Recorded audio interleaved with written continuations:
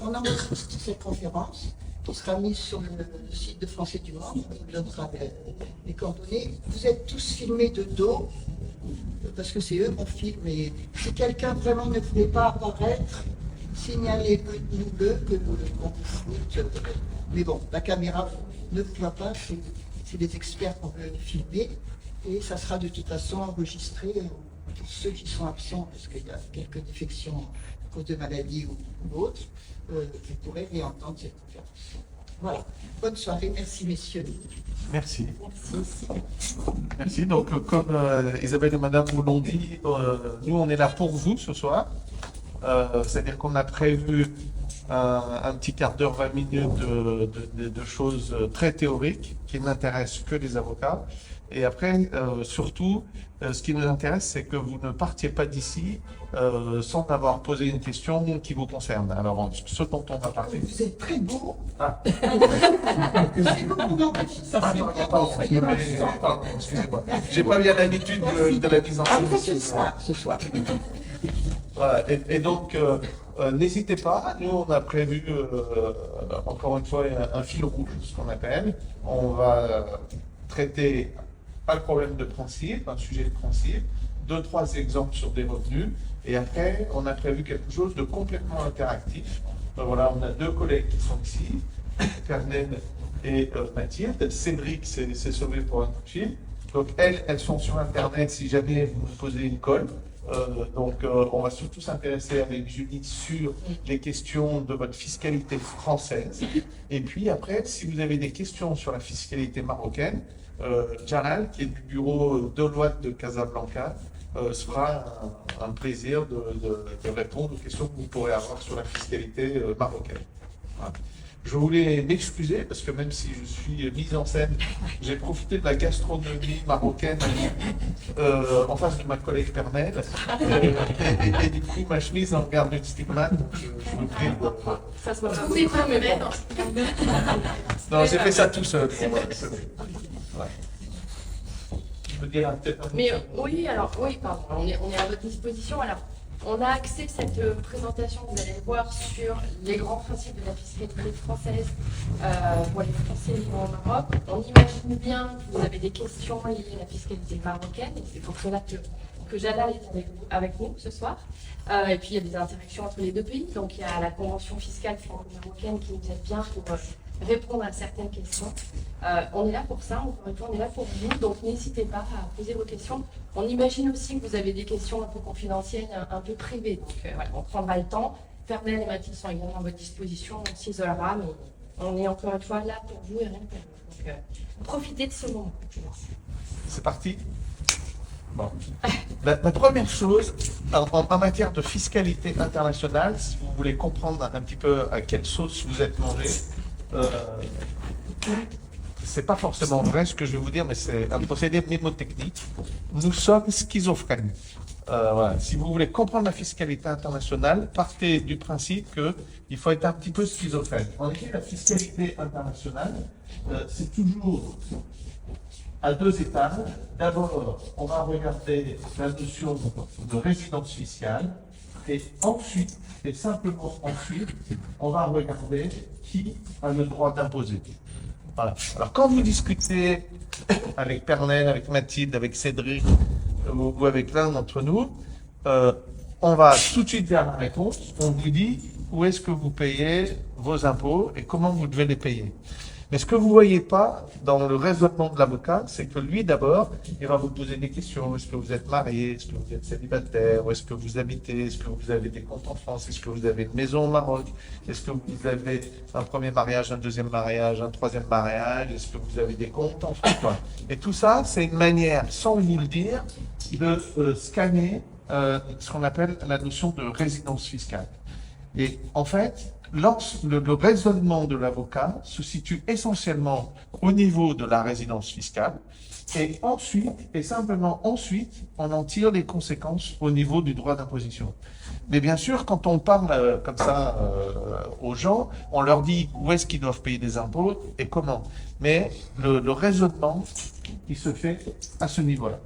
Donc, dans ce qu'on a prévu d'échanger avec vous un petit peu ce soir, on va regarder comment ça se passe entre la France et le Maroc, cette notion de résident fiscal. Et puis ensuite, on prendra quelques exemples sur un certain nombre de revenus pour vous dire où est-ce que vous devez payer des impôts en fonction de où est située votre résidence fiscale. Voilà. Donc c'est vraiment ça, gardez cette image. Alors schizophrénie, voilà, c'est pour ceux qui aiment bien la médecine, j'en sais rien, vous pouvez avoir tout un tas d'autres images, mais c'est vraiment, ce truc-là, c'est un raisonnement en deux temps. Voilà. Et c'est le raisonnement que vous ne voyez pas dans le cerveau de l'avocat qui est toujours un peu perturbé. Je veux que j'ai juste réagir par rapport à ça. On sait la schizophrénie, ou bien au Maroc, ce qu'on appelle, c'est là où vous mangez que vous devez payer. Hein. Donc si vous vivez avec les Marocains, il faut payer au Maroc. Si vous vivez avec c'est une notion qui réduit de manière très simpliste la notion de résidence fiscale. C'est là où vous vivez, où vous avez vos revenus, vous côtoyez les gens, vous avez votre famille, c'est là où on doit payer les impôts. C'est par ce principe-là que, en tout cas, ce qu'on m'a appris à l'école des impôts à Rabat. Donc, vous voyez, nous, l'école des impôts en France, c'est plutôt médical, et ici, c'est plutôt culinaire. Voilà, et oui, bien sûr, on va se pencher un petit peu plus sur cette notion de résidence ou non-résidence. Donc, c'est la première question, en tout cas, que nous nous posons. Encore une fois, comme le disait Philippe, vous ne le voyez pas forcément. Mais pourquoi on se pose cette question? Parce qu'il faut bien comprendre que le résident fiscal d'un pays, que ce soit la France ou le Maroc, a ce qu'on appelle une obligation fiscale illimitée. Ça veut dire qu'il doit tout déclarer dans le pays dans lequel il est considéré comme résident fiscal. Qui dit déclaration n'est pas forcément droit d'imposition, on y reviendra après. Mais en tout cas, ça délimite les contours des obligations fiscales. On est résident fiscal d'un pays, on doit tout déclarer dans le pays. D'accord? Et à l'inverse, évidemment, un non-résident fiscal, que ce soit un non-résident fiscal français ou marocain, a des obligations fiscales qui sont complètement limitées à certains revenus catégoriels, et on va en parler un petit peu tout à l'heure par rapport au droit d'imposition des non-résidents également. Voilà, donc ça c'est vraiment une question fondamentale. Pour savoir si une personne est résidente fiscale d'un pays, on ne choisit pas sa résidence fiscale. On se fie aux textes légaux, vous imaginez bien, qui sont en vigueur au moment où on se pose les questions dans les différents pays. Et ce qui va compter, et ce sont les questions qu'on va vous poser en principe pour déterminer le pays de résidence fiscale. On va vous demander quelle est votre situation de famille. On devient très indiscret à ce moment-là. Quelle est votre situation de famille? Où travaillez-vous? Où vivez-vous? Passez-vous le plus de temps? En tout cas, on va énumérer un certain nombre de critères et on va y revenir pour essayer de trancher et de savoir dans quel pays vous êtes résident fiscal pour déterminer l'étendue de vos obligations. Et puis après, on rentrera un petit peu plus dans le détail. Vous avez déjà entendu parler de l'obligation de déclarer le revenu mondial, ça vous parle? Oui. Vous êtes français, voilà. Donc si vous êtes résident français, vous devez déclarer en France votre revenu d'où qu'il provienne dans le monde. Ça ne veut pas dire comme un déduit qui sera imposé, mais vous devez déclarer votre revenu mondial. Si vous n'avez plus la qualité de résident français, d'ailleurs vous dépendez du centre des non-résidents, voilà, ceux qui sont plus résidents, vous devez avoir des correspondances avec le centre des non-résidents, qui n'est pas le centre des impôts le plus performant du côté français. Donc ça, vous pouvez déjà avoir une idée d'où peuvent venir certains de vos problèmes, mais vous dépendez du centre des impôts des non-résidents. Et quand on est non-résident français, parce qu'on est résident marocain, on ne doit déclarer en France qu'un certain nombre de revenus qui proviennent de la France. Voilà. Donc c'est vraiment le distinguo résident-non-résident, comme l'a dit Julie, c'est ce qu'on appelle, nous, je suis désolé, le périmètre des obligations déclaratives. Je suis résident français. Si j'ai des revenus marocains et que je reste résident français, je devrais les déclarer en France, même si j'ai déjà payé un impôt ici. Je déclare mon revenu mondial. Si je suis non-résident, et que parce que je suis résident marocain ou ailleurs, vous ne déclarez en France qu'un certain nombre de revenus limités. Et si on en revient aux critères de droit interne, parce que vous imaginez bien que et la France et le Maroc vont à un moment donné se disputer la résidence fiscale pour une personne qui est un peu entre les deux pays, qui travaille un peu dans les deux pays, qui a des investissements à droite à gauche. Donc chaque pays va revendiquer la résidence fiscale au regard de son droit interne, au regard des critères de droit interne, et je vais vous en parler un petit peu par rapport aux critères français, puis Janet pourra vous dire de nous par rapport aux critères marocains. Et quand on en arrive là, chaque pays qui a des critères relativement larges pour attirer la résidence fiscale dans son pays, et quand on en est là, il va falloir à un moment donné trancher. Et c'est pour ça qu'on revient à la convention fiscale signée entre la France et le Maroc, qui énumère d'autres critères, on va également en parler, et qui vont nous permettre de trancher la résidence fiscale. Pays qui a des investissements à droite à gauche. Donc chaque pays va revendiquer la résidence fiscale au regard de son droit interne, au regard des critères de droit interne, et je vais vous en parler un petit peu par rapport aux critères français, puis Janet pourra vous dire de nous par rapport aux critères marocains. Et quand on en arrive là, chaque pays qui a des critères relativement larges pour attirer la résidence fiscale dans son pays, et quand on en est là, il va falloir à un moment donné trancher. Et c'est pour ça qu'on revient à la convention fiscale signée entre la France et le Maroc, qui énumère d'autres critères, on va également en parler, et qui vont nous permettre de trancher la résidence fiscale. Donc, si on en revient un petit peu aux critères de droit interne français, alors je ne sais pas si vous avez eu l'occasion ou pas, ou peut-être entendu parler de l'article 4b du Code général des impôts, on a plein de critères alternatifs. Ça veut dire qu'il suffit de remplir un seul de ces critères que je vais vous donner pour être considéré comme un résident fiscal français. Vous verrez, ce sont des critères très très larges. Le premier critère, c'est le foyer ou le lieu du séjour principal. En gros, on va demander quelle est votre situation de famille, où vit votre famille, où vous passez le plus de temps entre les deux pays. Le deuxième critère, c'est le lieu d'exercice de l'activité professionnelle à titre non accessoire principal. Donc, quelle est l'activité qui vous procure vos revenus professionnels et quel est le pays qui génère cette activité et ces revenus. Et le troisième critère, c'est effectivement le centre des intérêts économiques. Le centre des intérêts économiques, on va se demander quel est le pays dans lequel vous avez l'essentiel des investissements, essentiellement immobiliers ou des placements financiers ou autres. Donc vous voyez que ce sont des critères très très larges, parce que la France va vouloir attirer la résidence fiscale chez elle, va vouloir vous considérer comme un résident fiscal français pour évidemment attirer l'impôt en France et que vous soyez redevable de l'impôt en France en tant que résident fiscal français.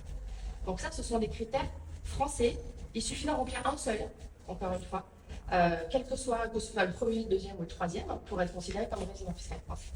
Et du côté marocain, nous avons également, je pense, des critères assez larges, et on va discuter. Ouais. Pour autre chose.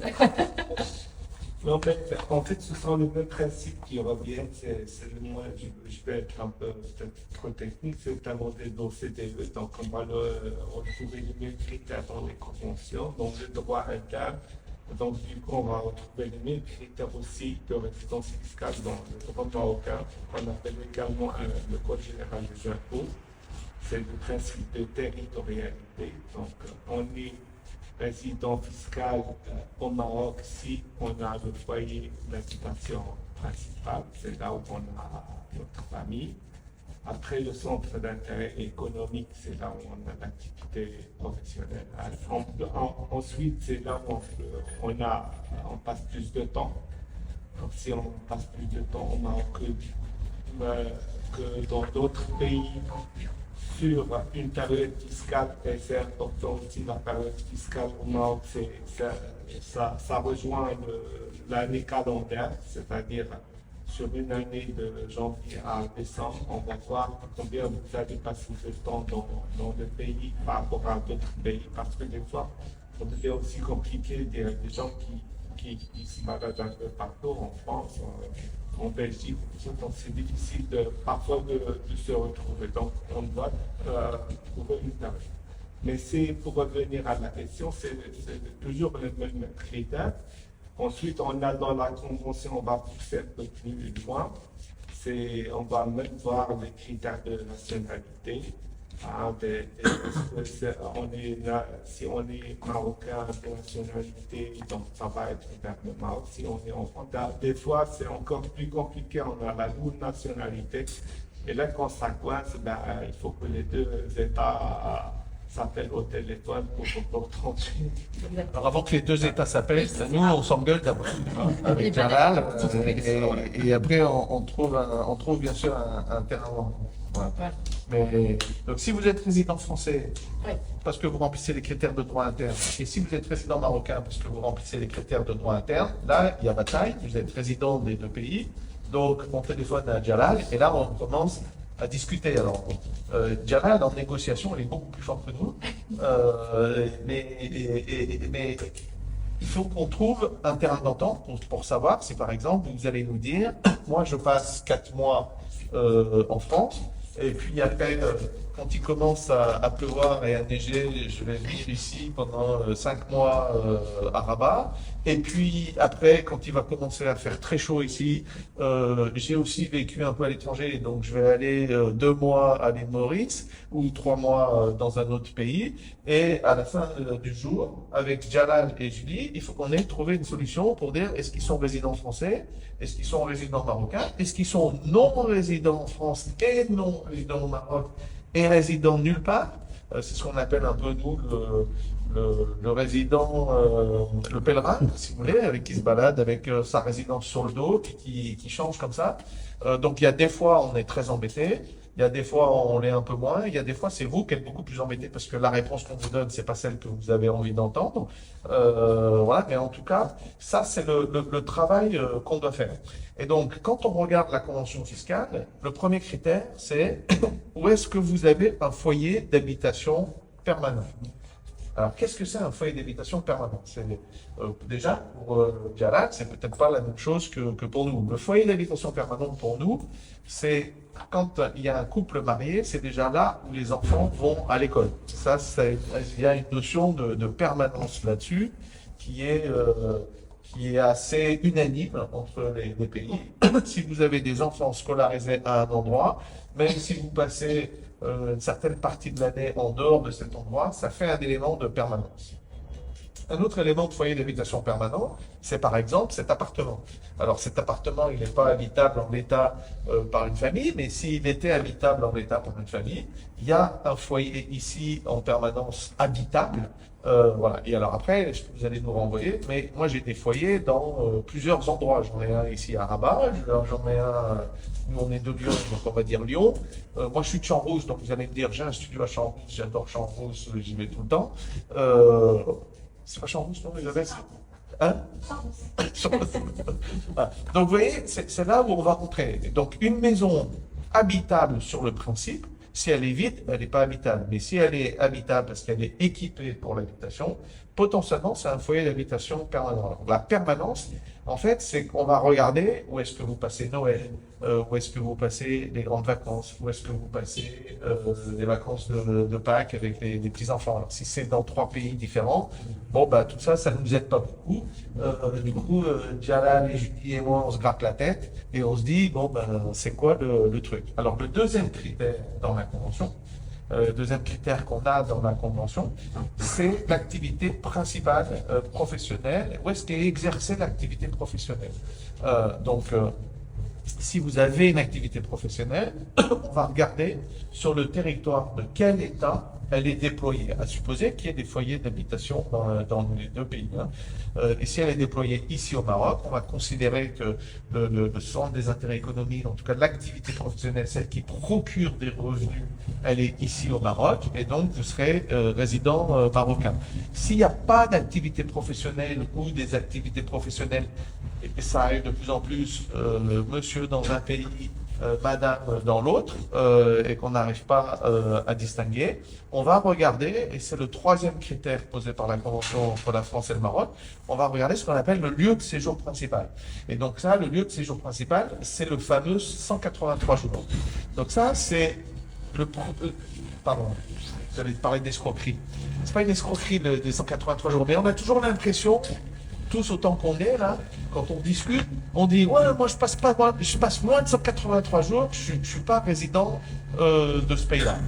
Mais en fait, 183 jours, ça veut juste dire que si vous êtes dans un pays plus de 183 jours, vous risquez pas d'être plus de 183 jours dans un autre pays, puisque dans nos années fiscales, en général, il y a 365 jours.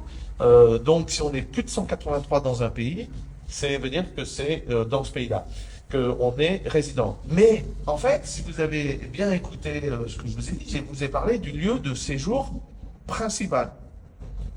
Donc, reprenons mon exemple de départ. 5 mois au Maroc, 5 fois 3, on va dire que tous les mois ont 30 jours, hein, s'il vous plaît. 5 mois au Maroc, ça fait 150 jours au Maroc. 4 mois en France, ça fait 120 jours en France, 5 et 4, 9. 3 mois en Grèce ou à l'île Maurice, ça fait 90 jours. Le lieu de séjour principal, c'est 150. Le pays où je passe le plus de temps, c'est 150.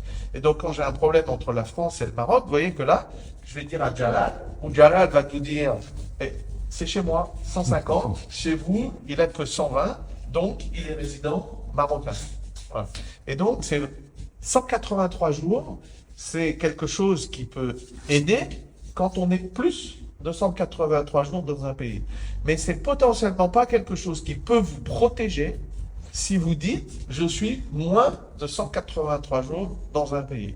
Donc ça, c'est vraiment quelque chose à bien garder en tête parce que effectivement, c'est des choses que nous, on entend très souvent. Ouais, je suis moins de 183 jours, je suis pas résident français. Ou je suis moins de 183 jours, je suis pas résident marocain. Et en fait, ça fonctionne pas comme ça, puisque on va tous trancher sur le lieu de séjour principal. Alors, la vie est ainsi faite qu'on n'est pas tous pucés électroniquement et qu'on peut pas forcément avoir un tracking exact à 24 heures près de là où on est. Quand on est la présidente de la CFE, on est un coup en Thaïlande, un coup en Afrique du Sud, non, un coup en Allemagne, voilà.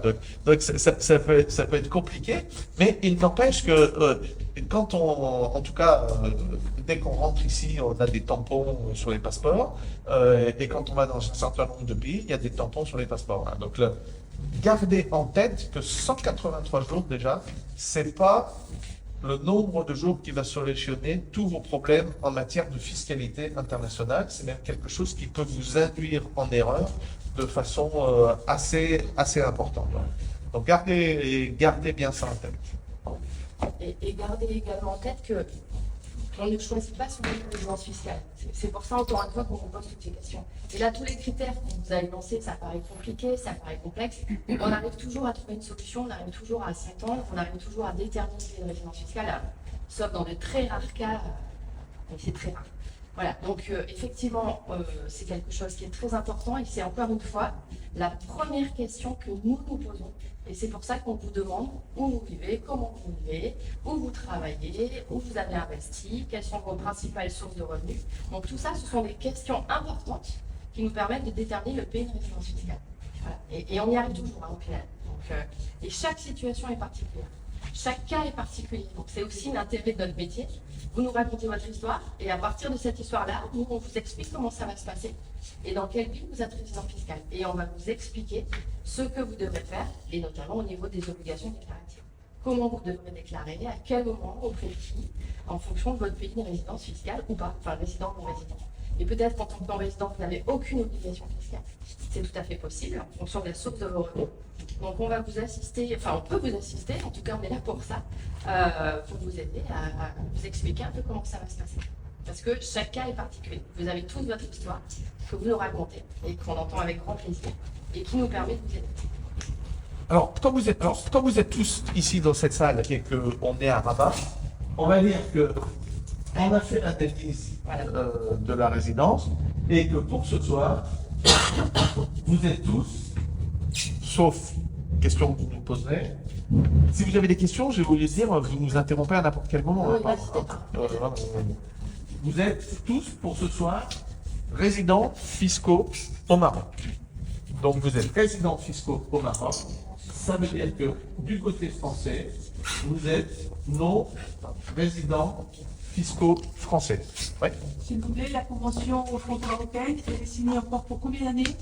Ah ben, elle date de 70, avant 89, je pense qu'elle a duré encore très très longtemps. Elle a été révisée qu'en 89, depuis il n'y a rien. Donc je pense que... En fait, Tant qu'elle n'est pas dénoncée, elle reste en vie. Il n'y a pas de raison que ça change. Que je pas dénoncé. Ouais. Et en plus, l'avenant 89 n'a été intervenu que sur certaines catégories de revenus. Voilà, vous le savez, hein, sur les pensions, sur les intérêts, sur les dividendes, mais le reste n'a pas bougé. Donc ça veut dire que si la convention n'est pas revisitée, ça veut dire que tout va bien. Exactement. Exact. Et à notre connaissance, je ne crois pas qu'il y ait des discussions en cours. Donc, Non, madame, Tout en la vigueur. convention qui a été dénoncée par le marché avec la Suède. La Suède. Ouais. Et c'était un modèle de convention qui était vraiment atypique pour des raisons politiques. C'était vraiment techniquement, il posait plein de problèmes.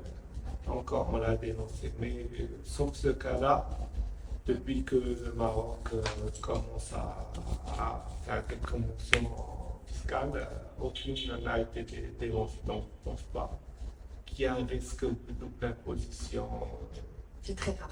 Et dans d'habitude, un avenir proche ou du lointain. une convention fiscale, c'est comme un contrat de mariage.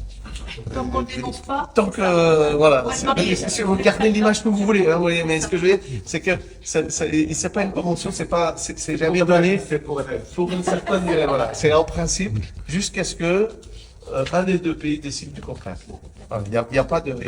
Non, mais j'ai un mot ici. Bon, quand la convention elle est normée, il n'y a pas de raison. Parce que c'est un moyen de résoudre des problèmes fiscaux. bien sûr. Il n'y a pas de raison pour la dénoncer, ni pour un pays, ni pour un.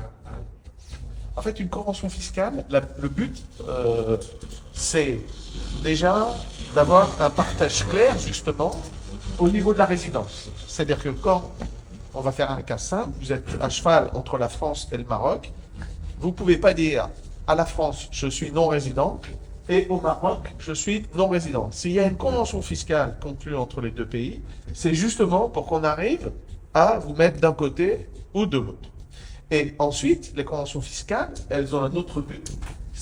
Et on va en parler maintenant au niveau du droit d'imposition, c'est de se répartir le droit d'imposition en fonction de la catégorie des revenus.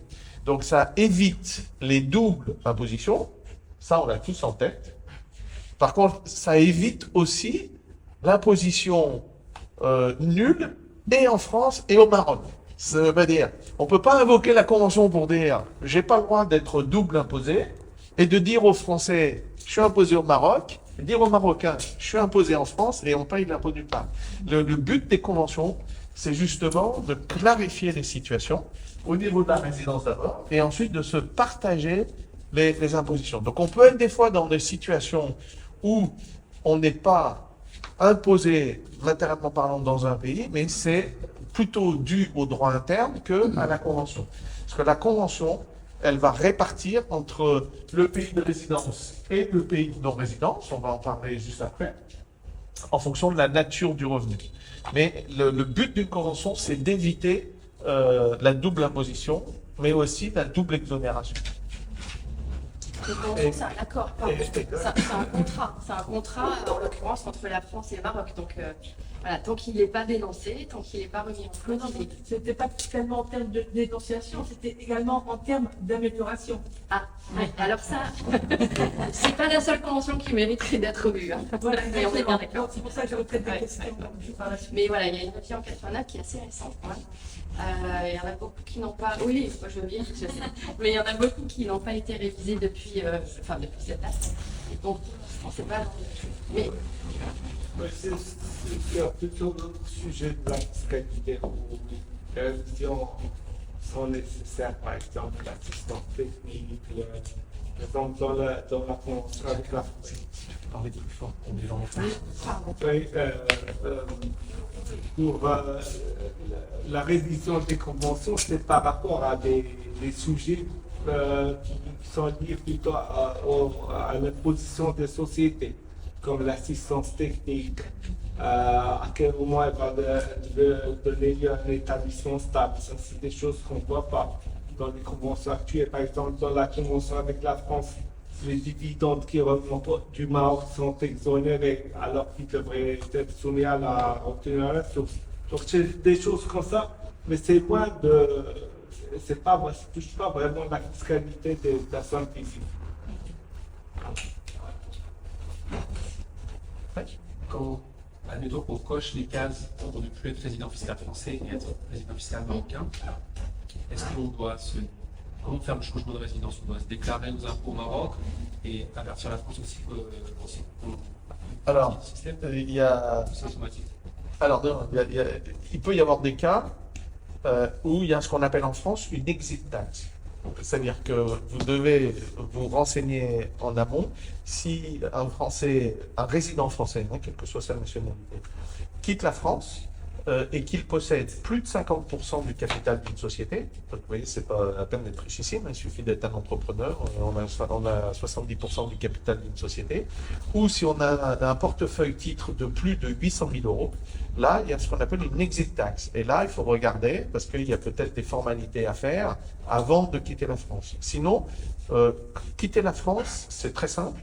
Vous le déclarez au moment où vous faites votre déclaration de revenus l'année suivante. C'est-à-dire, si vous avez quitté la France en 2022, en mai 2020, enfin, pardon, si vous avez quitté la France en mai 2023, pardon, en mai 2024, quand vous allez faire votre déclaration de revenus, vous allez dire au 1er janvier 2023, j'habitais à Lyon, et au 1er janvier 2024, j'habite à Rabat, et la date à laquelle j'ai déménagé, c'est celle-là.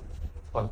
Mais après, suivant si vous êtes salarié, suivant si vous êtes entrepreneur, forcément si vous êtes salarié et si vous êtes payé par une société française, il y a un système d'imposition qui est différent suivant qu'on est résident ou non résident. Il y a ce qu'on appelle le prélèvement à la source. Je ne sais pas si ça, suivant depuis combien de temps vous habitez ici, ça vous parle ou pas, mais vous avez le prélèvement à la source et si vous devenez non résident, et si votre rémunération reste taxable en France, mais ça c'est Julie qui nous dira dans un instant, vous avez la retenue à la source. Donc il y a des formalités qui peuvent se faire également, pas par vous, mais par votre employeur. Mais sinon, vous, à titre personnel, quand vous quittez la France, sauf si vous avez cette exit tax qu'il faut regarder, parce qu'en fonction des pays où vous partez, il y a éventuellement des choses à faire avant de quitter le sol français, vous pouvez quitter la France de manière complètement libre et les formalités se font l'année suivante au moment où vous faites la déclaration de revenus.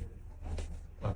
Ce qu'on Si on n'est procède. pas salarié au Maroc, si on est entrepreneur ou autre, là, ça nous faire la démarche pour payer des impôts ici. Alors, payer des impôts ici, ça c'est déjà là. Oui, donc ça dépend de votre statut au Maroc. Donc, si vous êtes entrepreneur, c'est plutôt ça dépend de quelle forme. Est-ce que vous êtes associé, est-ce que vous êtes gérant? Donc, ça dépend de. Par exemple, si on prend le cas d'un gérant, d'un entrepreneur qui est gérant d'une SARL. Donc, à ce moment-là, s'il se verse un salaire par sa société, la SARL qu'il a faite au Maroc, elle se considère comme son employeur et il va lui prélever les retenues à la source. Donc, et à ce moment-là, il sera considéré comme un salarié normal et il n'y a pas, s'il n'a pas d'autres revenus, il est exempté de la déclaration annuelle au Maroc. Donc, Si la société n'est pas en France, ni en France ni au Maroc. La société que vous avez créée n'est ni en France ni au Maroc. à quel titre vous exercez votre activité au Maroc? Il faut avoir un statut, soit vous êtes salarié, si vous êtes entrepreneur, vous êtes gérant d'une SARL, en fait, c'est ça? Ni au Maroc ni en France. Oui. Hein, dans un autre Donc, pays. mettons que vous faites du business en Mauritanie ou ailleurs, et vous avez votre SARL est en Mauritanie et vous, gérant, vous êtes ici. Donc là, on va basculer sur des choses un peu plus compliquées dont Jalal parlait, c'est-à-dire que vous gérez une société à l'étranger à partir du Maroc, tout en étant au Maroc. Et donc, pour le fisc marocain, potentiellement le fait de diriger une société étrangère à partir d'ici va constituer ce qu'on appelle un établissement stable, c'est ce dont Jalal peut parler. Voilà. Et que du coup, le fisc marocain, c'est la connaissance de cette situation, pourrait considérer qu'une partie des profits de la société mauritanienne ou sénégalaise doivent être taxés ici en fiscalité marocaine à l'impôt sur les sociétés parce que vous dirigez votre business à partir du Maroc. Donc, quand on va regarder votre fiscalité à vous, on va regarder là sous un angle aussi société, c'est-à-dire que si vos seuls revenus proviennent de cette société, potentiellement, il faut regarder si c'est taxable, si on reprend mon exemple, en Mauritanie ou au Sénégal, ou taxable ici. Donc ça, c'est encore une autre dimension. Mais on va basculer presque plutôt sur la fiscalité des sociétés et la notion d'établissement stable. Si vous êtes seulement associé ou actionnaire, là, ça sera un dividende qui est taxable au Maroc, je pense à 20% libératoire. C'est-à-dire vous payez un impôt avant le 1er mai sur 20%. Ça dépend aussi s'il y a une retenue dans le pays qui source de votre revenu. S'il y a une convention avec ce pays-là, vous pouvez imputer en tant que crédit la retenue à la société qui a été faite dans d'autres pays. Mais ça, c'est vous êtes uniquement associé.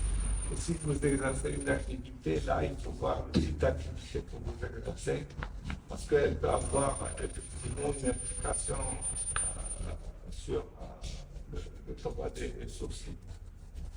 Et là, on vous répond, juste pour serrer le sujet, on ne vous répond ce soir que sur des obligations fiscales. Après, il ne faut pas oublier que quand on quitte la France, vous avez un sujet qui est quand même très important, c'est la protection sociale. Donc là, avec Isabelle et la CFE, vous avez des moyens d'avoir des informations sur la protection sociale. Toutes les réponses qu'on vous a faites jusqu'à maintenant sont des réponses fiscales. Après, au niveau administratif aussi, quand on arrive dans un pays pour y vivre, si on y vient 15 jours en voyage, ça n'a aucun sens, mais quand on arrive dans un pays pour y vivre, il est recommandé de s'inscrire sur le registre des Français de l'étranger au consulat de France. Ça, c'est pour pouvoir voter, c'est pour pouvoir faire tous ces papiers, c'est pour faire un certain nombre de choses. Mais vis-à-vis de l'administration fiscale française, si vous, par exemple, vous avez dit que vous avez une société, où qu'elle soit dans le monde, si juste avant de venir ici au Maroc, vous étiez en France, même si vous êtes 50% du capital d'une société au Cameroun ou en Mauritanie, en principe, vous auriez dû peut-être faire une exit tax.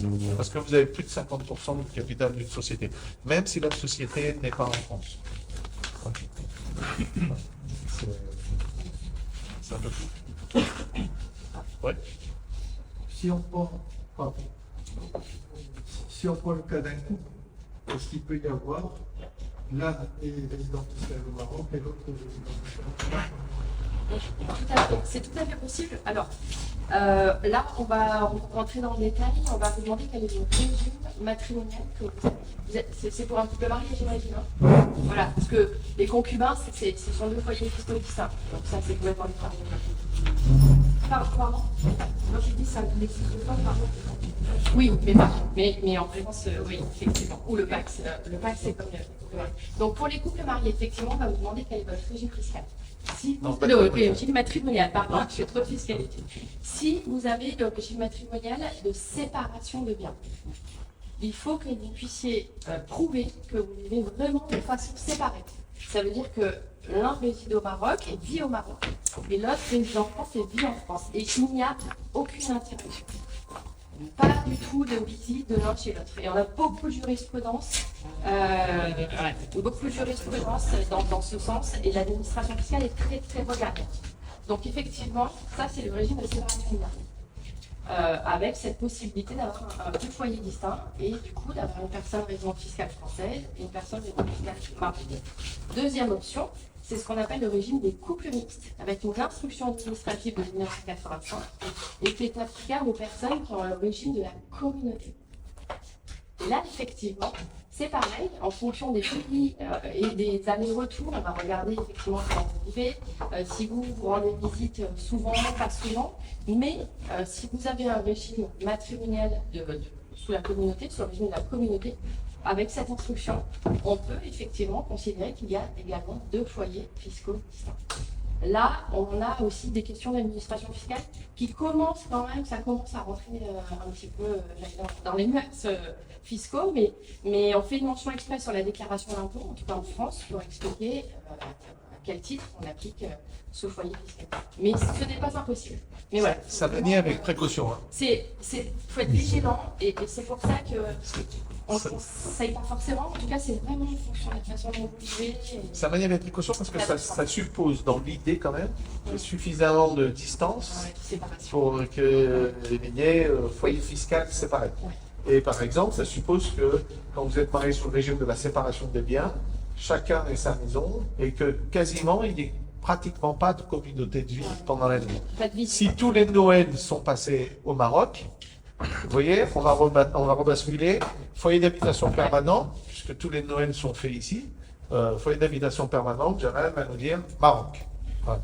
Donc il faut faire attention. Et je vous jure que c'est authentique. Et là, comme il y a 2 genres des choix, je ne peux pas m'empêcher de raconter cette anecdote. Il y a quelques années, je suis allé dans un centre des impôts en Ardèche. Ardèche du Nord. Ça change. Alors, je ne fais pas et j'ai dit, on a fait, comme vous avez dit, un résident dans un pays, l'autre résident dans l'autre. Et la dame avec qui on a discuté, qui était la responsable du centre des impôts en Ardèche, nous a dit, mais ça fait 30 ans que je suis dans l'administration fiscale, et j'ai jamais vu ça. Sortez-moi le texte sur lequel vous vous basez. Donc, on a sorti le texte, et elle a bien vu que c'était un texte, hein, et elle a dit, qui c'est qui me prouve que c'est pas vous qui l'avez écrit dans la nuit. Donc ça nous est arrivé toi, mais je vous jure que c'est authentique. Mais vous voyez, sur le principe, c'est possible. Après, entre la France et le Maroc, la distance géographique est quand même pas très importante. Nous, on habite à Lyon. On va plus vite ici à Casablanca quand on a l'avion direct qu'on va à Lille dans le nord de la France avec le TGV. Donc, mais c'est vrai en termes de temps. Surtout qu'il y a un Lyon-Rabat maintenant. Hein. Voilà, c'est ça. Donc, vous voyez ce que je veux dire? Quand la proximité géographique est importante, on est très très prudent quand on applique cette notion de couple mixte. Quand on en a un en France et l'autre à Tokyo, là, il y a quand même suffisamment de distance. Mais il y a quand même une pression parce que maintenant avec le télétravail, on peut habiter à Rabat et travailler en France. Oui. Alors, oui, mais du coup, quand on habite à Rabat et qu'on travaille en France, on est résident marocain. On est résident marocain. Et donc, on ne peut pas dire je suis résident français parce que je travaille en France. La vérité, c'est qu'on est résident marocain. Et après, Julie va nous dire où est-ce qu'on paye des impôts. Mais vous voyez, c'est là où... C'est pour ça qu'on vous disait tout au début, la schizophrénie, c'est que, et vous l'avez dit, je vis à Rabat. Donc, foyer d'habitation permanent, Rabat. Terminé dans notre tête, ting, il est résident marocain. Après, si vous dites je suis en télétravail et je vais de temps en temps en France, ou même si je vais très souvent en France, on va regarder ce qui se passe ici au niveau du droit d'imposition. Mais parce que vous nous avez dit je vis à Rabat et je travaille en France, boum, dans notre cerveau à tous les trois là, vous êtes résident marocain, à n'en pas couper, et même si votre épouse vit ici, vous êtes résident marocain. Même si vous avez l'impression qu'elle est résidente ici parce qu'elle quitte jamais le Maroc, et que vous, parce que vous travaillez beaucoup en France, vous avez l'impression que vous êtes résident français. Non, vous êtes résident marocain, et quand vous travaillez en France, on va voir quelle est la fiscalité qui s'impose à vous sur les salaires. Mais déjà, on a tranché au premier étage de la fusée, là, bim, vous êtes résident marocain. Et pour nous faire changer d'avis, là, il faudrait être... Je vis à Rabat. Donc, foyer d'habitation permanent, Rabat. Terminé dans notre tête, ting, il est résident marocain.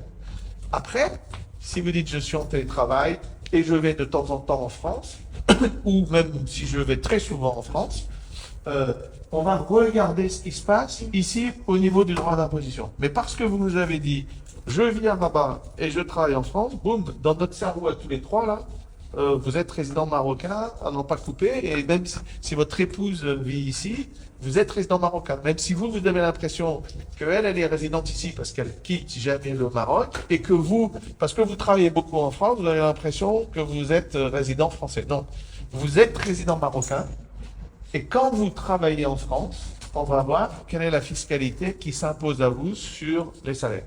Mais déjà, on a tranché au premier étage de la fusée, là, bim, vous êtes résident marocain. Et pour nous faire changer d'avis, là, il faudrait être fort. Mais y a-t-il un avantage fiscal à faire en sorte que monsieur soit fiscalisé en France et madame au Maroc ou vice-versa? Alors, il y a pas...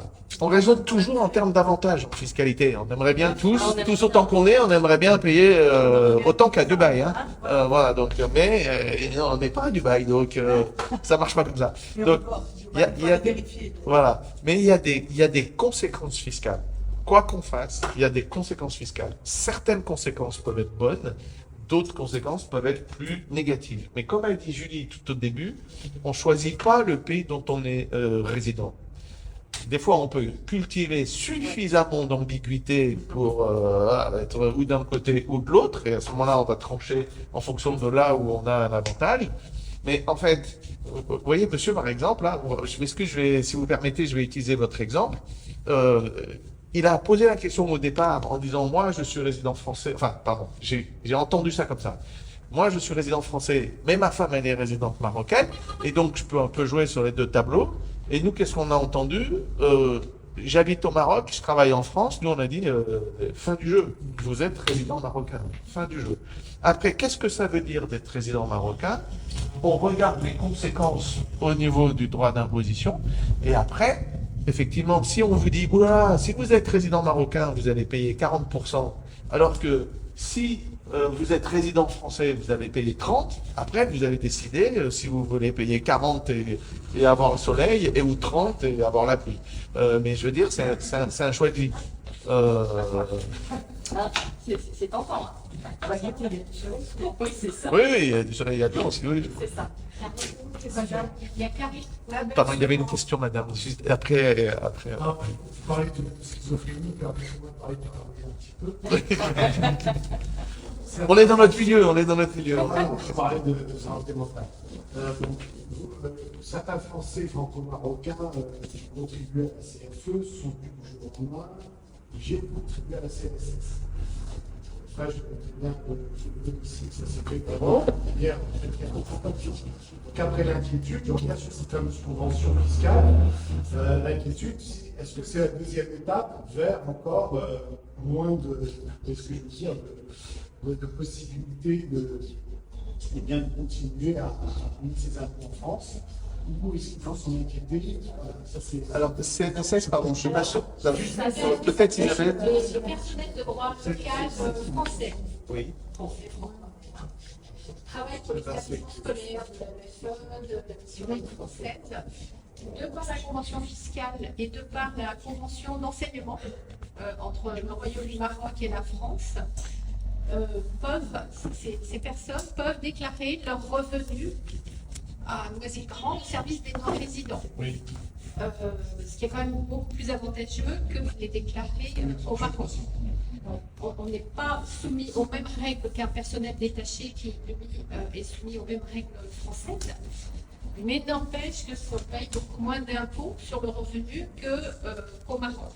Et l'angoisse. Parce que c'est 0,1220, c'est voilà, oui, c'est le barème des non-résidents. Voilà, et si tu veux, depuis 2019, les personnels de droit local français ont été tous affiliés, en plus de la CFE, au régime obligatoire de base marocain.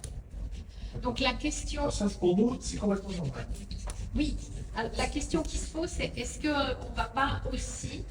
Le risque est grand que ces personnes aient à déclarer leur revenu au Maroc. Qui n'est plus à bénéficier de. Merci, parce qu'il peut y avoir des contextes locaux qu'on ne connaît pas très bien. Oui, voilà, c'est ça. Alors, déjà, on ne l'a pas fait, mais il y a d'un côté la fiscalité, et d'un autre côté, on l'a dit un peu au début, la protection sociale. La question que vous soulevez, elle est de la protection sociale. Donc la fiscalité vous dit, avec les accords sur la convention d'enseignement, vous payez à Noisy-le-Grand. Et après, l'autre, on va regarder où est-ce que vous payez les cotisations sociales. Les cotisations que vous payez à la Caisse des Français de l'étranger sont des cotisations qu'on appelle dans notre jargon à nous, des cotisations volontaires. C'est-à-dire que ça a la nature juridique ça a la nature juridique d'une prime d'assurance incendie, d'accord? C'est pour la maladie et pour la retraite, voilà, mais c'est volontaire. Et en fait, comme vous travaillez sur le territoire marocain, il y a un principe de territorialité, c'est que vous devez payer les cotisations sociales sur le territoire duquel vous travaillez. Donc, j'allais dire que jusqu'à maintenant, peut-être vous avez bénéficié d'une exonération en local, parce que personnel d'éducation, tout ça. Le fait qu'aujourd'hui, vous les payez, c'est un sujet de sécurité sociale. Mais par exemple, si on avait fait cette réunion aux États-Unis, tous dans la salle, vous auriez payé des cotisations aux États-Unis. Et puis en plus, si vous avez voulu conserver la protection sociale à la française, que ce soit pour la retraite ou pour la maladie maternité, vous auriez payé en plus la CFE. Donc j'allais dire que c'est pas un pas vers la fiscalité, pour reprendre vos propos, c'est juste peut-être la suppression d'un avantage que vous aviez avant sans même vous en rendre compte. Oui, Voilà. mais la crainte, c'est le fait que tous ces contrats locaux soient à la CNSS, que le lien entre la protection sociale et la fiscalité soit fait, Oui. et qu'à un moment donné, le Royaume-Uni décide, ils sont affiliés à CNSS, donc ils sont fiscalisés là. Et on va revenir, et c'est très bien sur la question que vous avez posée au début. C'est les règles du contrat de mariage changent. Tout à fait, parce que bon, en Tunisie, apparemment, c'est fait. Voilà, c'est Non, il ne faut pas faire des comparaisons. Pour le cas de la CNSS, parce que je connais un peu le droit de la sécurité sociale, en fait, il y a aussi une convention sociale entre le Maroc et la France pour le régime obligatoire. Cette convention vous permet de continuer à cotiser en tant que détaché dans le pays d'origine, c'est-à-dire la France, pendant trois ans, je pense, si mon mémoire renouvelable une fois, avec l'obligation d'apporter on appelle ça un certificate of coverage, c'est un certificat d'assujettissement en vie. Donc, si vous avez peut-être dépassé la période des 6 ans, donc vous allez tomber de plein droit dans le régime de sécurité sociale marocain.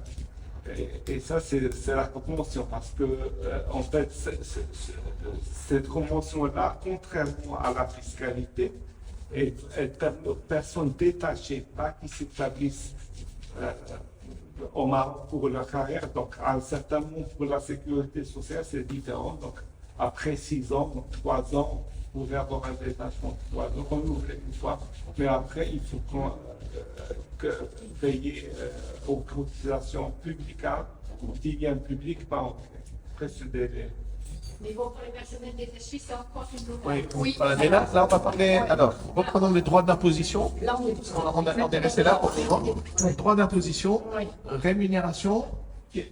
Quel pays a le droit de taxer les rémunérations publiques? Si vous êtes au lycée français, par exemple, de Rabat, et que vous avez un traitement reçu par l'administration publique. Alors, Julie? là, justement, il faut se référer à la convention fiscale, puisque je pense que vous connaissez cet article 18 bis, la convention fiscale signée entre la France et le Maroc, et qui est relativement récent, puisqu'il a été modifié par la COP 89, et qui prévoit qu'effectivement, pour les rémunérations publiques, et ça s'applique également au personnel des établissements d'enseignement, qui sont versés par la France à un résident fiscal marocain, si je reprends cet exemple, sont imposables en France. Donc le droit d'imposition est attribué. Et il est bien réparti entre les deux pays. Donc là, c'est conventionnel, c'est un accord entre les deux pays. Donc si ça change, il faut à nouveau un accord. Pour l'instant, c'est pas à leur bon tour. Donc là, vous voyez, on a une vraie répartition du droit d'imposition qui est très spécifique, puisque c'est vraiment cité. Et on a les établissements d'enseignement qui sont cités dans la convention fiscale. Oui, mais quand on est franco-marocain, parce que c'est ce qu'a dit monsieur. Alors, ça, c'est la nationalité. Ouais. Parce qu'il y a également un critère de nationalité qui est indiqué dans la Convention. Ce que je viens de vous dire, donc ce droit d'imposition, il n'est applicable que lorsqu'on a la nationalité du pays qui les verse. Donc la nationalité française. Ça veut dire que si on n'a pas la nationalité française et qu'on perçoit ce type de rémunération, du coup on bascule vers une imposition du côté marocain. Donc ça veut dire qu'aujourd'hui, si vous, pour le dire un peu crûment, cash, si vous allez voir le centre des impôts des non-résidents, ils vont prendre votre argent. Toujours. Mais si demain, parce que vous allez le déclarer, donc on n'a jamais vu, nous, une administration française dire, ben non, vous ne payez pas chez moi, payez ailleurs. Donc, et ils vont le prendre. Mais si on applique ce texte-là que je viens de vous dire à la lettre, quelque part, c'est l'administration marocaine qui devrait vous dire, c'est chez moi qu'il faut payer parce que vous avez la nationalité marocaine. Alors vous allez dire, mais j'ai la nationalité française. Et dans ce texte-là, dans la convention, en tout cas, la situation de double nationalité n'est pas visée. Donc les Français peuvent dire, il est français, les Marocains peuvent dire, non, il est marocain, et là, avec Jalal, on va s'appeler. Parce que nous, on va dire, ben non, il est français, il faut qu'il paye en France. Et Jalal, il va dire, non, il est marocain, il faut qu'il paye au Maroc. Et là, en fait, il faudrait effectivement, comme a dit Jalal, que les deux administrations se parlent. Mais ça, quand on a la double nationalité franco-marocaine, effectivement, pour nous, la question se pose. Et elle n'est pas tranchée. C'est pas prévu, en tout cas, par la Convention. Ça serait trop beau. Donc, effectivement, à un moment donné, il va falloir que les administrations s'y pointent. Tout à fait. Mais demain, vous pourriez dire, alors, on va couper le film, hein, on n'est pas filmé. Demain, vous pourriez dire à la France, ah, je suis marocain, je ne paye plus chez vous. Et puis vous pouvez dire au Maroc, ah, je suis français, je ne paye pas chez vous. Bon, ça c'est un peu, ça ne va pas marcher 10 ans. Hein. Mais vous voyez ce que je veux dire, dans l'absolu, voilà, vous pourriez jouer, mais aujourd'hui, le cas de la double nationalité n'est pas quand on a un traitement public, n'est pas prévu par la Convention. Mais attention aussi à ce jeu. Oui, parce que je pense que la date ne sera pas contente. Parce qu'à certains moments, l'administration marocaine, par exemple, peut vous dire, amenez-moi vos justificatifs que vous avez payé l'impôt en France. Et si vous n'avez pas de justificatif, c'est la taxation d'office. Donc, je pense que c'est pas de payer des parts. Hein. Non, mais c'est parce que de rester un peu d'avant France, hein, si je comprends bien le sens de c'est la ce question. qu'on dit aux gens. Voilà. Il faut payer dans un pays. C'est ça. Quel que soit le pays, mais il faut payer. Parce qu'à un certain moment, il faut justifier à l'autre qu'on a bien payé dans d'autres pays. Mais sinon, c'est la taxation d'office. On peut avoir deux taxations d'office et là, on est vraiment dans la double imposition. Mais c'est très compliqué de se faire Là, en Tunisie, je ne sais pas si vous êtes au courant, mais c'est il y a 3 semaines. Il y a une situation complètement différente. Oui, ils ont reçu un mail. Alors, appelant plus de dorénavant, et D'accord, ça veut dire que peut-être qu'il y a eu un accord entre. Oui, ça ne peut pas sortir comme ça, du jour au lendemain. C'est Non, comme je peux dire quelque chose. ces informations. C'est exactement. J'ai travaillé 6 ans en Tunisie et je me souviens que j'ai payé mes impôts. J'étais aussi français. Vous avez payé au centre des non-résidents? Non, En Tunisie. la Convention. Et après, quand on quittait la Tunisie, il fallait avoir un quitus fiscal, etc. Alors, quand on est dans un établissement scolaire français à l'étranger, on peut avoir deux statuts. On peut avoir un statut que je vais qualifier de fonctionnaire, enseignement, voilà. Et puis après, on a un statut de employé local. Quand on est un employé local, on est comme un salarié, voilà. Donc, J'étais nommé à l'étranger, si vous voulez, j'avais un statut de Salarié de l'État salarié d'État français. Vous étiez salarié de l'État français? Bien sûr. Salarié de l'État. Donc ça, c'est. Oui, c'est Pas local du tout. Et vous payez, et à l'époque, vous avez J'ai payé, et on ne m'a pas donné le choix, autre choix. Hein. C'était ça. D'accord. D'accord, mais on ne connaît pas la Tunisie. Non, mais Mais c'est ça, j'ai regardez la convention. C'est pas les mêmes articles. Là, c'est vraiment Et spécifique. dans la Tunisie, Oui, je suis en train de le dire, mais effectivement, il n'y a pas cette possibilité de conserver l'imposition. Non, Oui, c'est-à-dire qu'il exerce l'activité. même pour les rémunérations publiques, Voilà, tout ce qui est ça. même pour les rémunérations Ah oui, oui, c'est pas Voilà, donc, une convention spéciale. Ouais. Oui, contrat de mariage différent, donc. Je peux rebondir une dernière question sur ce sujet. La question, c'est pourquoi les agents de droit local des établissements français sont taxés à 0, 12, 20, alors qu'un personnel détaché, qui souvent a un meilleur salaire que le personnel de droit local, lui, il est taxé comme s'il travaillait en France. Oui. Il paye moins d'impôts. Oui, parce que Julie vous a parlé de la résidence fiscale avec l'article 4B. Mais si vous n'avez rien d'autre à faire ce soir, allez regarder l'article 4A du Code général des impôts qui dit qu'en gros, un fonctionnaire ou qui travaille dans le monde est toujours résident français. Donc un fonctionnaire qui est résident français, il paye l'impôt avec le barème progressif, le même que les Français, alors que ce barème 0,12,20, c'est le barème du centre des impôts des non-résidents. C'est la différence entre les deux. Les fonctionnaires, article 4A, ceux-là sont toujours considérés comme des résidents français. Et pour tous ceux qui ne sont pas fonctionnaires, article 4B, et donc là on relève avec la convention d'enseignement, je pense, de la taxation au centre des non-résidents à 0,1220. Donc c'est ça la différence de traitement.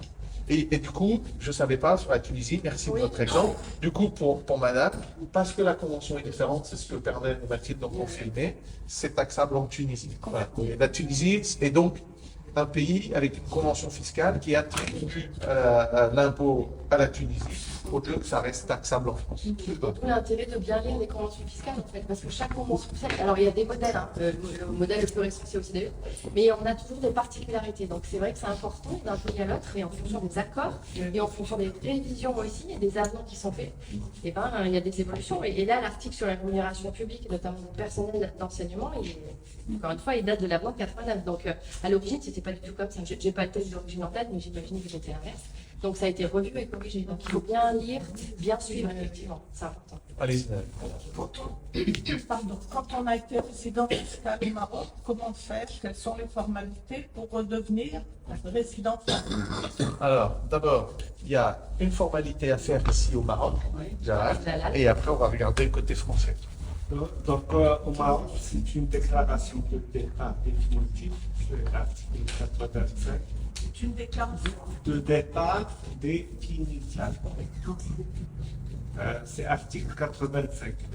Et dans la pratique, on a en fait deux cas. Si la personne est déjà inscrite au registre des impôts marocains, donc c'est vraiment, c'est non seulement obligatoire, mais très recommandé de la faire pour être radié, disons, de ce registre-là avec un titre fiscal.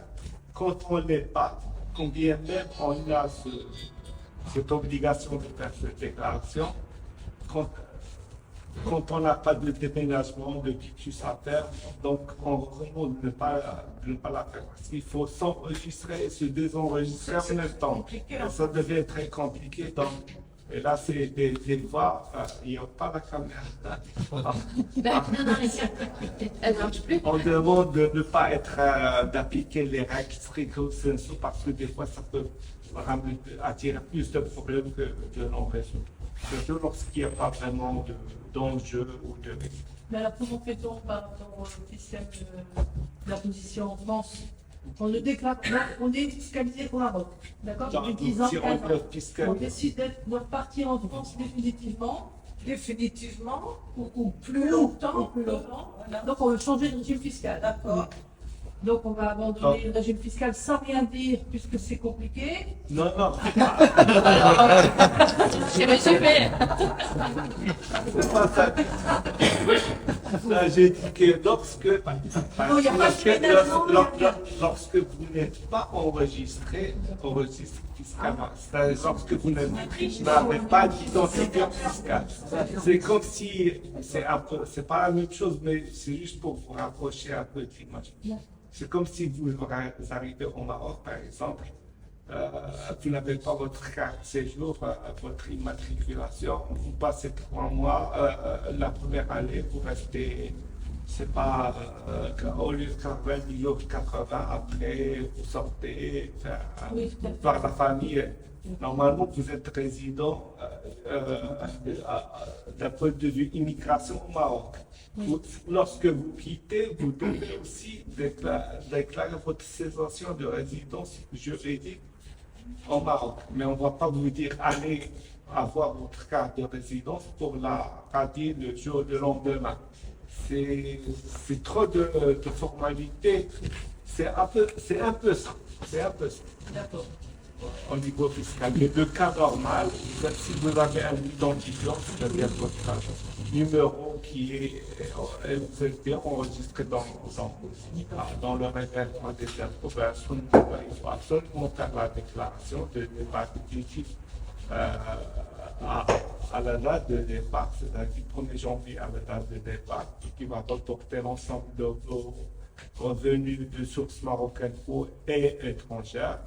Donc, payer l'impôt au Maroc plus pour cette période et faire donc la formalité du quitus pour avoir, disons,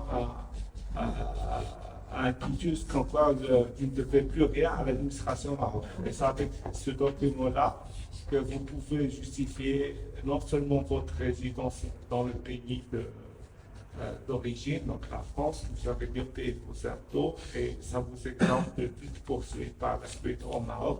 Et là, vous redevenez un touriste, je dirais, normal si par la suite vous n'avez pas vous inquiéter, même si vous étiez résident au Maroc, donc vous pouvez revenir comme un simple touriste. Si on revient, c'est 3 mois. Les Albois, Ça c'est l'immigration. Ouais. Le quitus en question, là, quand on va se refiscaliser en France, c'est obligatoire. Alors, c'est pas. Nous, Julie et moi, on s'en fiche. Non, ça nous intéresse pas. C'est votre problème avec le Maroc.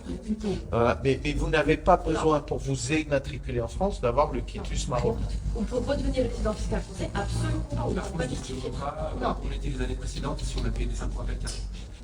Alors après, c'est les contrôles. Comme dit Janet, si la France vient vous contrôler, elle va dire quand est-ce que vous êtes rentré. Vous allez dire quel jour vous êtes là. 17 novembre, ou 18, enfin, 14 novembre, pardon. 14 novembre, je suis rentré en France le 14 novembre. J'ai vu Julie faire une conférence, le lendemain j'ai quitté le Maroc. Et là, la France peut vous dire, est-ce que c'est le 14, est-ce que c'est le 10, est-ce que c'est le 15 octobre?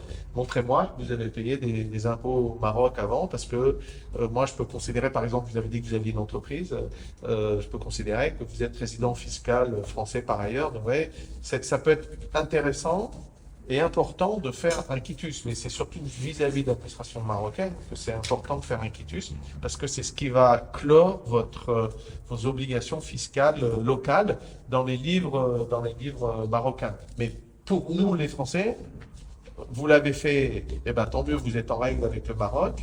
Vous l'avez pas fait, vous n'êtes pas en règle avec le Maroc. Mais nous, en France, si on est un peu cynique, pour nous, ça n'a pas d'importance. Ce qui est important, c'est de pouvoir justifier la date de votre arrivée en France si jamais on vous demande de donner une date certaine. Si vous avez un déménagement, vous avez un container qui arrive à telle date, une prise de location à telle date, voilà, ça va vous donner une date certaine. Mais s'il y a des questions d'administration fiscale française, et c'est rare, ça peut arriver, hein. Ça peut tomber sur n'importe qui. Votre container, il ne quittera pas le Maroc. S'il n'a pas quitté. Si vous avez un container, si vous avez un jour relevé, ça va, mais si vous avez un container à faire partir, il faut le quitter. Sauf si vous êtes riche, vous le faites passer par avion. Mais ça, c'est important, effectivement. Allez-y, madame. Moi, ce que je veux dire, c'est que je suis non-résidente. Française. Et là, c'est non-résident. Je suis retraite. Oui. Et pendant un certain nombre d'années, depuis le début, je me suis inscrite comme mariée. Et un beau jour, ils ont décidé que j'étais célibataire. Vous voulez dire en France? L'administration fiscale française? Alors, je viens de dire, quand on est retraité, où est-ce qu'on paye l'impôt? Alors, quand on est retraité, on paye un peu dans le pays dans lequel on est résident. D'accord? Donc, si vous percevez une pension de source française, que vous résidez au Maroc, vous payez l'impôt au Maroc. D'accord? C'est simple. Après, sur votre situation maritale qui a changé du jour au lendemain, ça c'est très bizarre. Vous avez écrit l'administration fiscale sur votre message. Vous avez l'accès à J'ai impôt.fr. envoyé l'acte de mariage. Vous l'avez envoyé par courrier ou Ce qu'on a fait. parce que- l'ont envoyé par Internet. Alors, voilà, message sécurisé, c'est le plus efficace. Après, le Je n'ai pas bougé. Je Il y a fais toujours il y a longtemps que vous l'avez fait? Pardon. C'est il y a longtemps. Alors, Parce que il y a Parce qu'il y a longtemps, longtemps. vous avez renvoyé l'acte de mariage. Des années, oui. Et vous avez essayé de les joindre, parce que c'est très étonnant quand Mais même. les joies de comment? Voilà, c'était. Alors, par téléphone, c'est un... Alors, le plus efficace, normalement, c'est la messagerie sécurisée sur votre espace personnel, .fr, et c'est peut-être ce que vous avez fait. C'est là où ils sont le plus efficaces et le plus rapide pour répondre. on m'a envoyé par messagerie. Ouais. Via votre espace personnel ou pas? L'espace personnel. Ouais. Mais qu'est-ce que vous déclarez en France? C'est votre pension de retraite que vous déclarez En France. Non, c'est peut-être, je crois que c'est des Non, parce qu'ils payent les impôts au Maroc. Ah, mais c'est au Maroc qu'ils vous ont basculé de... Non, non, non, c'est la France. Oui, mais en France, vous payez des En impôts, France, c'est je autre chose. paye, j'ai un revenu. C'est autre chose. C'est autre Voilà. chose. C'est pour autre chose. Alors, en pratique, Oui, c'est pas. bon, là c'est... Excusez-moi, monsieur. C'est pas très grave. Pas que monsieur ne soit pas sur la déclaration. Mais en pratique, quand on est non-résident, les effets du quotient familial sont assez limités de toutes les façons. Parce que si vous êtes taxable sur un loyer, vous avez un impôt minimum de 20%, plus vous avez ce qu'on appelle les contributions sociales de 17,2, et globalement, si vous voulez que vous soyez célibataire, marié avec 10 enfants, ça ne change pas les 37,2. Donc, c'est très inconfortable psychologiquement. Hein, surtout, monsieur, parce que... Non, parce que vous n'avez pas au revenu moyen. Au taux moyen. Alors, Pardon, oui, vous pouvez pas, pardon, vous avez raison. Sous cette réserve, non, mais vous avez raison. sous cette réserve, vous avez raison. Ça dépend des autres revenus, pardon. Excusez-moi. Mais sous cette réserve du taux moyen, donc effectivement, si vos revenus... alors, qu'est-ce que c'est que ce taux moyen, peut-être? Est-ce que tout le monde sait ce que c'est, le taux moyen? Le taux moyen, c'est... En fait, le régime pour les non-résidents, c'est minimum 20, plus éventuellement les contributions sociales.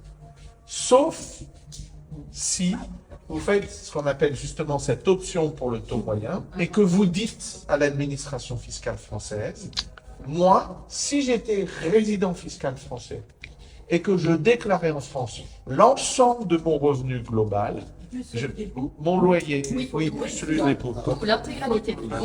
mon revenu, celui de mon époux, mon loyer, ma retraite, tout ça, j'ai un impôt qui ferait, je vais dire n'importe quoi, 10%. Et là, effectivement, sous cette réserve-là, il peut y avoir le quotient familial joue. Mais sinon, si on n'est pas dans cette situation, le quotient familial joue. Mais vous avez raison. Mais l'administration Oui, parce que fiscale moi, je doit paye les proposer impôts au ton Maroc, compte. parce que je ne suis pas déclaré en France. Oui, mais du coup, si vous vouliez faire cette option pour madame, il faudrait déclarer la pension de madame, le revenu locatif de madame, votre revenu marocain. On regarde quel est le taux d'imposition qui s'applique à tout ce revenu. Si tout ça, ça fait moins de 20%, alors, effectivement, on va avoir le bénéfice du taux. Moi, j'ai quand même une question par rapport au taux moyen. Donc, quand on déclare en France, comme certains ici le font, en tant qu'ancien personnel de droit local, donc taux moyen, ok, on met vos salaires. Et il faut aussi, d'après ce que je comprends, déclarer les revenus de notre conjoint. C'est ça, oui, le conjoint qui paye déjà des impôts au Maroc. Oui, mais c'est pour déterminer le taux. Oui, mais quelque part, on va prendre en compte son revenu.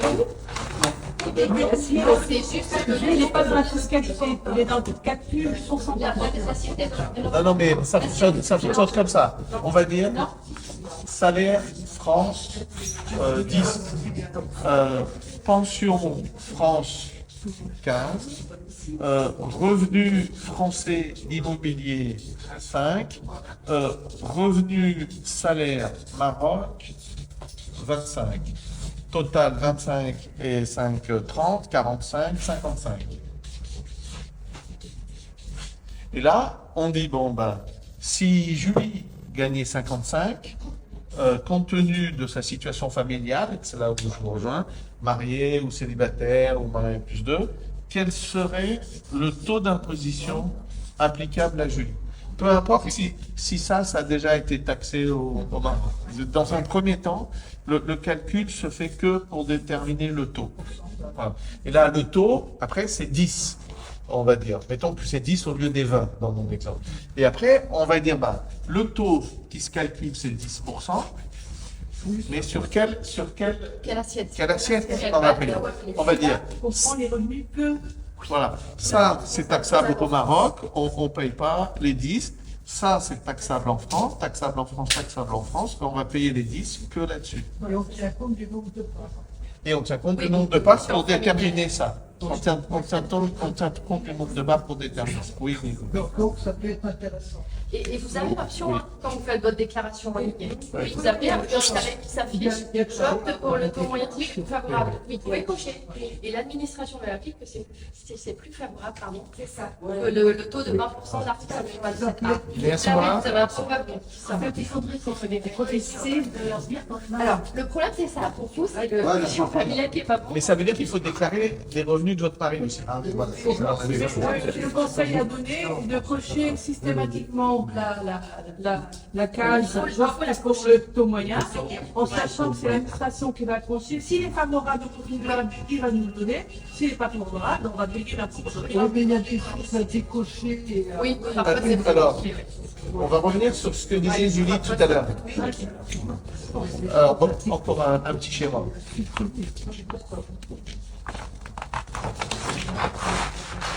Qu'est-ce qu'elle a dit, Julie, tout à l'heure? des bêtises. Elle a dit résident fiscal français, revenu monde, versus non résident fiscal français, revenu français. Quand vous êtes non résident, souvent, vous avez l'habitude de déclarer que ça. Si vous faites ça et vous cochez taux moyen, ben souvent, ce revenu-là, il est très faible, si vous voulez. Mais quelque part, le calcul que vous faites est faux, parce que pour que l'administration calcule le taux moyen, il faut quelque part qu'elle connaisse votre revenu mondial. Et donc, il y a beaucoup de Français qui ne déclarent.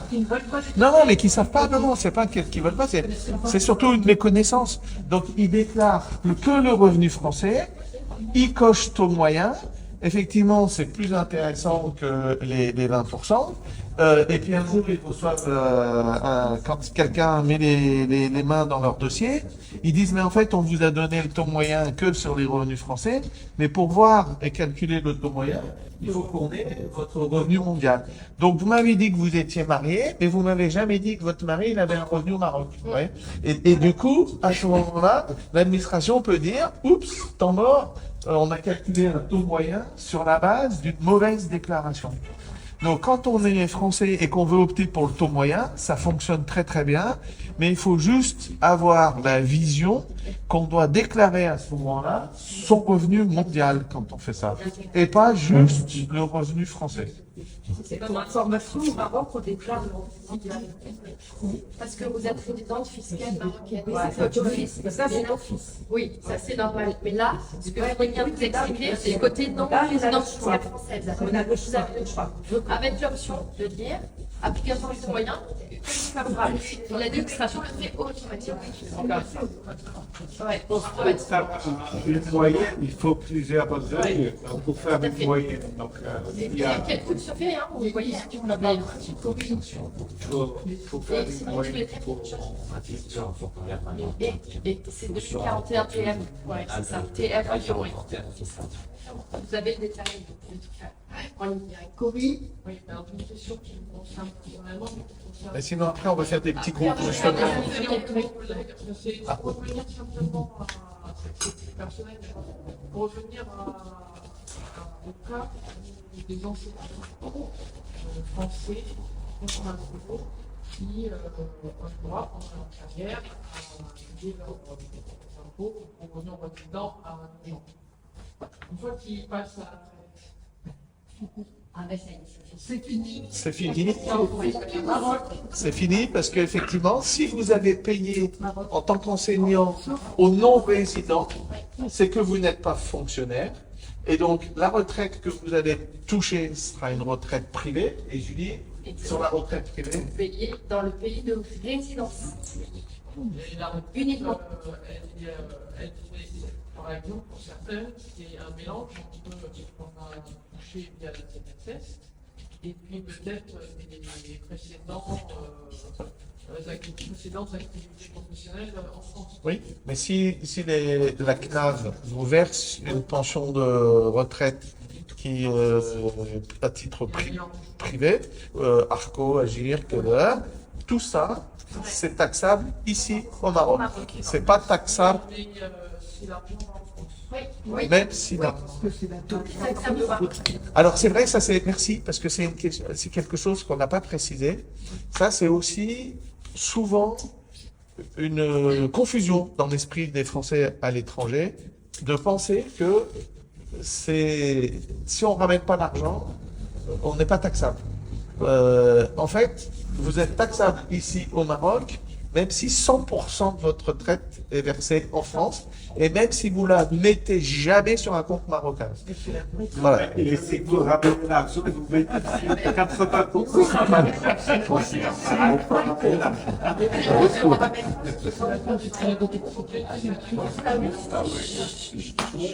Corinne, Complètement la protection. Donc,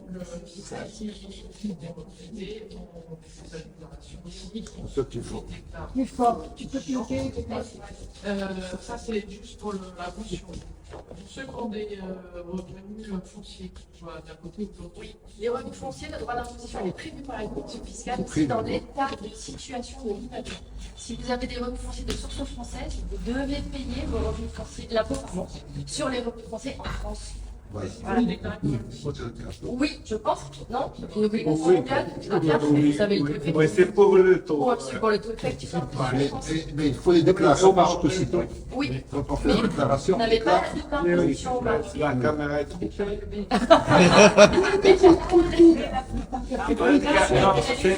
généralement, bon, il faut tout déclarer. C'est pour la question de taux. Là, comme vous savez, on a 38% à partir d'à peu près 18 000 euros ou 17 000 annuels. Non. À partir. Donc, donc, quand on atterrit rapidement dans les 38%, à partir de 18 000, donc on n'a pas vraiment besoin de reporter les revenus fonciers. Parce qu'on est déjà...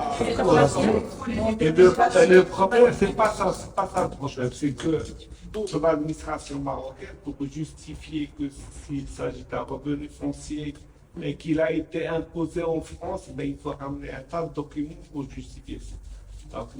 Donc, dans la pratique, on dit ça, c'est puisque c'est pensé, on est déjà au taux supérieur, ça n'a pas d'intérêt. Il n'y a pas d'impact de toute façon. On peut le donner des Monsieur qui demande la Je regarde sur le départ en fonction de verser en France ici, pour bénéficier des 80% d'exonération, il faut que la pension soit versée au Maroc. C'est ça. Et si votre partie de la pension reste en France, elle est imposée à 100%. C'est ça. Il y a un autre abattement de 40%. Il y a un autre abattement de 40%, mais s'il est rapatrié, donc il y a 80 plus 40. Donc c'est encore... Et c'est une simple mission comme ça. Non, 40% sur une partie. C'est ça. On va faire et après, c'est ça. Est-ce que ça va être perturbé ou est-ce que ça va être modifié? Non, mais je pense qu'au Maroc, on a un très grand respect aux générations qui nous ont précédées. Je ne pense pas qu'ils vont changer ces lois. Vous pouvez expliquer les 40%? Les 40%, des abattements, en fait. c'est des abattements, c'est en fait, c'est ça. Donc en fait, c'est à partir de 160 000 dirhams, je n'ai pas vraiment le chiffre exact, vous avez un abattement de 40. C'est pour la partie de 160 000. Je pense qu'il y a une exonération ou quelque chose comme ça. Pour les retraites, qu'elles soient du privé ou du public français, du moment qu'on est ici, on déclare ici, on est bien. Ouais. La retraite, c'est un revenu qui diffère de... On n'est plus fonctionnaire, on est retraite. L'histoire d'exonération aussi à vie, Quelle exonération? les Français qui touchent la retraite ici, ils vont vivre l'exonération de 80%. Ah, bah, En fait, C'est quand tu habites au Maroc Il n'y a pas de montant. Non, c'est chacun des familles. Non, mais c'est interroge, c'est pas de finance. On va avoir des surprises dans des lois de finance qui vont changer. Mais c'est résultat qui Est-ce qu'il y a des personnes qui veulent rencontrer les avocats fiscalistes plus en privé? Oui. Alors, voilà, quel succès? Donc on est 5. Il y a 5 Français Cédric. plus Jabal. Il y a 5 Français plus.